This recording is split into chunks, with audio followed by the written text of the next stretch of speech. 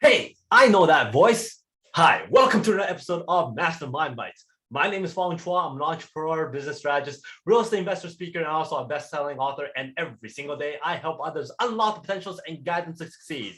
Today on Mastermind Bites, I get to feature another incredible individual. And the reason why I have this show is because over the last few years, I've had the honor and been very, very fortunate to meet some amazing people, some masters of our skill sets, and got to sit with them, listen to them speak, get some lessons learned, and apply it to my everyday life and business life. And I wanted to share some of those lessons with you.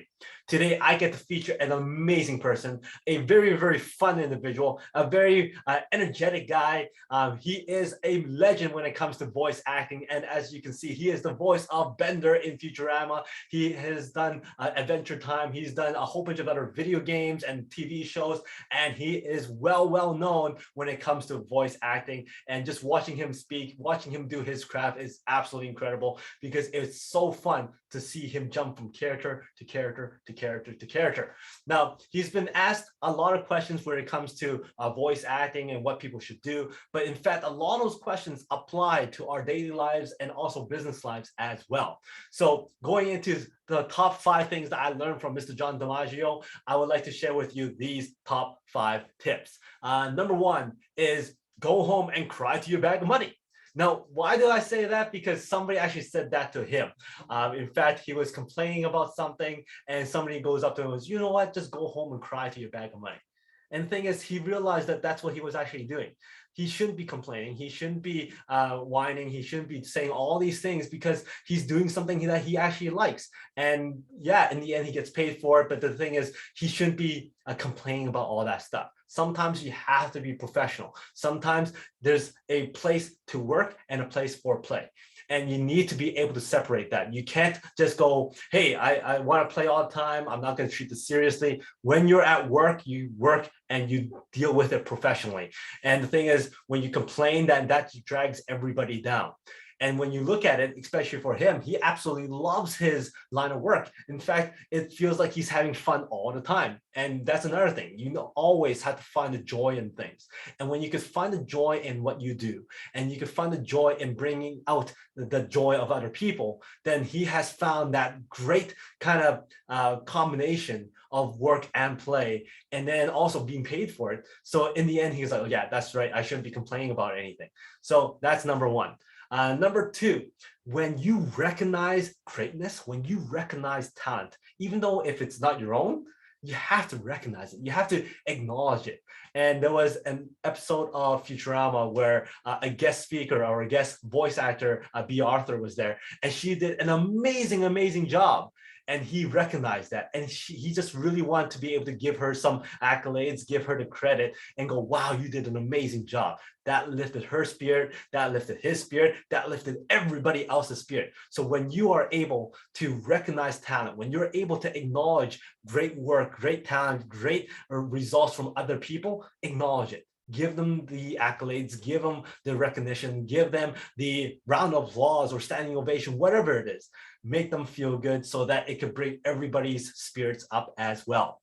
Number 3, I Know That Voice. That documentary was done and put together by himself and a few other people. And it all stemmed from wanting to bring up that recognition to other people. Voice acting is one of those professions that not many people think about, not many people consider as a very prestigious kind of job. But he wanted to make sure that those people get recognized. He wanted to bring some attention to the people who does those voices, who takes on that profession as very seriously. And he wanted to make sure that everybody else knows who these people are. So he went out and created the documentary, Hey, I Know That Voice. And it was an amazing documentary. He brought in over like a great handful of some of the best voice actors out there. And when you watch that episode or that documentary, you're going to recognize a lot of those voices that you hear all the time. You just didn't know the face behind those voices. And it brought to them some recognition. It brought to them some of those accolades that we talked about in step number 2 about recognizing that talent. And he just did it so that everybody else within that industry gets the recognition so that they can all bask in that glory. So I thought that was very, very cool. Instead of waiting for somebody else to create it, he created it. He put people together. He created the documentary. And I thought that was very, very cool. So for business people, you can't wait for people. If you have an idea, if you thought that something should be out there, create it, make it happen. Be the first to go out there and to make something start so that eventually it becomes a thing out there, just like he did with this documentary. And to this day, it's still the only documentary on voice acting. Number 4, sometimes you have to be vulnerable, and especially as a voice actor. He goes, if you're shy, if you're embarrassed about making your face look weird and making these silly voices and moving around, if you're embarrassed about that, then voice acting is not for you. And you have to be able to open up. You have to be able to stretch. You have to be able to move your face and your lips and into all these different weird faces and all that kind of stuff. And if you're embarrassed, then don't do it. It's not for you. Same with business. You have to be able to have that vulnerability. You have to be able to put yourself out there. You have to have that thick skin. You have to not be embarrassed so easily. And when you can do that, you can achieve so much more success because you're willing to go out there and try different things. You're able to go out there and attempt failure. And every single time you fail, it's just another step for success. Every time you make a silly face, is another step for success. This is one picture that he did with us when it comes to those selfies. And this is only one of many pictures that he took. And when I talk about funny faces, he did a whole whack of them with us, and it was a lot of fun. He is absolutely a person who's not embarrassed when it comes to making silly faces. So sometimes go out there, make some silly faces, and have fun. And then finally, number 5, it's you have to understand who you're working with. You have to understand what the character is like. So when he's looking at a character for the very first time, he actually does a whole bunch of research and sometimes creates that backstory. What do they look like? What do they feel like? Where did they grow up? What kind of mechanisms are they? Is he a robot? Is he a dog? Is he a psychopath? Is he a war hero? He comes with that backstory, that storyline. He knows them inside and out so that he's able to deliver that performance without any fail. Just like in business, when we're talking to an audience, when we're talking to a client, we have to understand where they're coming from. The more we're able to relate to them, the more success you're going to be able to get. The more he's able to relate to that character, the better the performance he's going to get.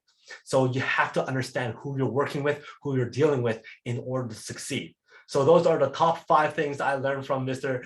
John DiMaggio. And actually, I'll add another thing because it's something he always says that I hear him when he speaks on panels and in different events and whatnot. And that is, as long as you're not hurting anyone, do it.